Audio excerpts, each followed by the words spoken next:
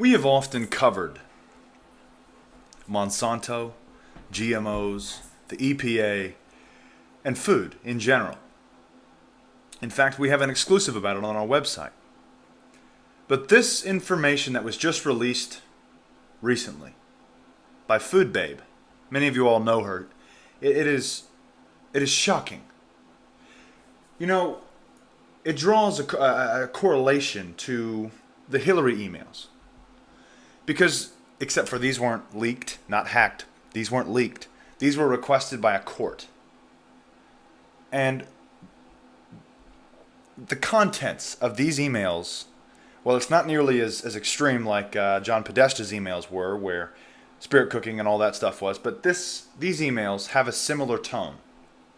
And not necessarily in the openly practicing satanic way, but in the way of harming you and me. In the way of impacting you and me to where they don't care about our health. They care about our money. We are literally dollar signs in their eyes, and it's time to stop it. Emails between the EPA and Monsanto have now been revealed, and the contents are sickening.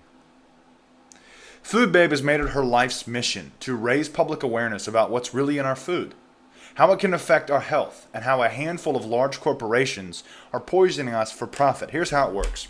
So you have food that is contaminated or tainted.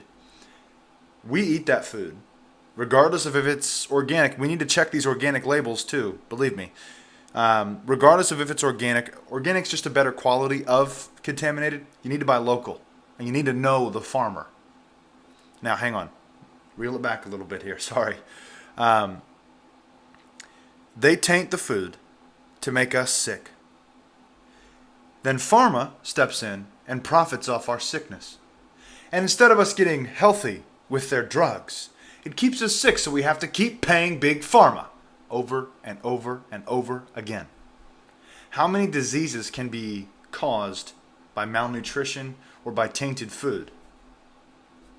That's an open question. Go ahead and leave your answer in the comments. Now, within these emails, it's disgusting. Stating the obvious, Monsanto makes billions off of Roundup sales, so they don't want anyone to question its safety. Some never-before-seen confidential documents just released in a court case against Monsanto give us a glimpse into how they are working to influence the EPA, the very agency that was put in place to protect the environment and to protect health, I guess. It's a joke to say they're going to protect our health, because what's within these emails? Let's just keep going.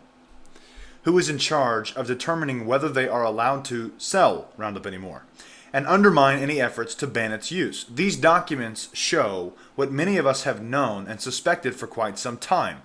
Monsanto is manipulating scientific research and has gotten some EPA officials on their side who seem to be helping them cover up the health dangers of Roundup so they can keep it on the market. It is the special interest groups. Keep in mind, Monsanto and the EPA both do not want the public to see these internal emails. Why do you think that is? Here's what the documents say so far. Monsanto was in private talks with the top official at the EPA, Jess Rowland, who was in charge of evaluating the cancer risk of glyphosate for the EPA. Rowland was allegedly helping them stop another federal agency from investigating whether glyphosate causes cancer, and told a Monsanto employee, "If I can kill this, I should get a medal." Lady, Jess Rowland, you are killing us. Rowland also signed off on the mysteriously leaked and deleted EPA memo, which found glyphosate not likely to be carcinogenic to humans, which Monsanto touted as proof the EPA finds it safe. Now, here is the actual contents within the email. Also, Jess called to ask for a contact name at ATSDR. I passed on Jesselin's email. He told me no coordination is going on and he wanted to establish some, saying, if I can kill this, I should get a medal. However, don't get your hopes up. I doubt EPA and Jess can kill this. But it's good to know they are going to actually make the effort now to coordinate due to our pressing and their shared concern that ATSDR is consistent in its conclusions with the EPA. This is an email from Monsanto. Long-term EPA toxicologist Marion Copley accused EPA's Rowland of playing political conniving games with the science and making decisions based on his bonus in favoring pesticide makers such as Monsanto. Dr. Copley went on to allude that other EPA staff have conflicts of interest and may be taking bribes. She asserts that Anna Lowett, still at the EPA, intimidated staff to change their findings to favor the industry. Dr. Copley also stated, it is essentially certain that glyphosate causes cancer. Marion Copley, 30-year career EPA scientist. Not some Joe Schmo scientist that works for Natural News. And I'm not trying to attack Natural News because they're not nobodies. They've been doing a great job, an excellent job. This is an EPA scientist. And in our world, the EPA title holds a lot more weight than alternative media. But this scientist just confirmed what Natural News has been saying for years. A Monsanto employee proposed they could ghostwrite portions of a scientific report and then just have hired scientists sign their names, so to speak. The EPA would later use this report, evaluate the safety of glyphosate. The reason they would do this is highly unethical, to make the report appear to have been prepared by independent scientists, when in reality, Monsanto wrote it. This begs the question, how often do they do this? An email suggests they ghostwrite this report presented to the EPA regulators in 2000, although no Monsanto employees are listed as authors. All right, here's another email. Donna, per our phone call with John the other day, the next two most important things that we need to do are the meta-analysis publication of the AG Health Study follow-up publication. Assuming we can get our hands on the data in a reasonable time frame, I feel confident that we will have organizational support for doing these projects. So I think we need to start setting them up now. For the meta-analysis, please contact Elizabeth. Let her know we would like her/Ellen to do this and get a cost estimate for her. For the AHS data, I heard two action items during our call. First, get with the lawyers to initiate the FOI process. Second, contact Tom Sorohan to get him lined up to do the analysis when we get the data. Also, get a cost estimate from him. For the overall plausibility paper that we discussed with John, where he gave the example, I'm still having a little trouble wrapping my mind around that. If we went full bore, involving experts from all the major areas, EPI tox, gene tox, MOA exposure, not sure who we'd get. We could be pushing 250,000 or maybe even more. A less expensive, more palatable approach might be to involve experts only for the areas of contention.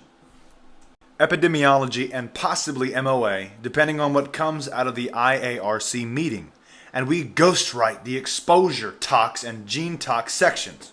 An option would be to add Greem and Kier or Kirkland to have their names on the publication. But we would be keeping the cost down by us doing the writing, and they would just edit and sign their names, so to speak.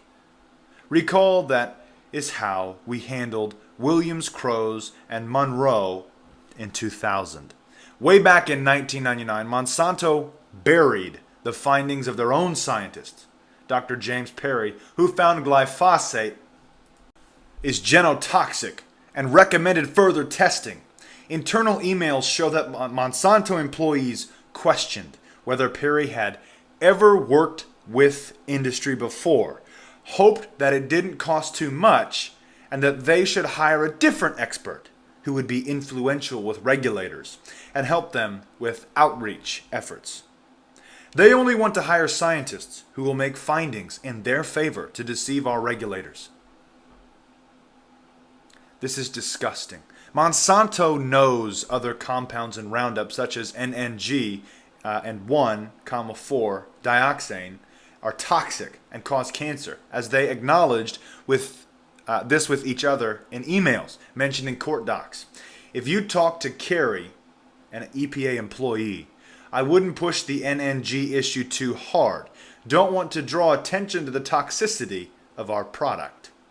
These are in their emails. How many times does it all have to come out?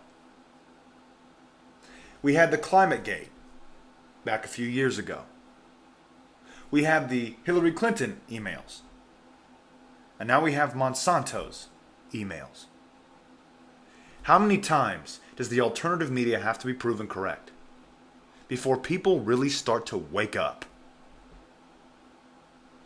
But no, that's not what's happening. Instead, people are waking up. Hold on, let me go back and say that again. People are waking up at an alarming rate to the globalists. And they are doing their very best to shut down everybody. They're running a federal investigation into InfoWars and Breitbart. And you have Google, who is now going to redo their policies on what's allowed on YouTube. You see, they started this all with the fake news, but that backfired. Because they're fake news. But now we're seeing the interests or the investors into certain advertisements, like let's say AT&T and Verizon, who are the two biggest advertisers in the US, they're pulling their support for YouTube because they don't agree that these sorts of videos should be on YouTube.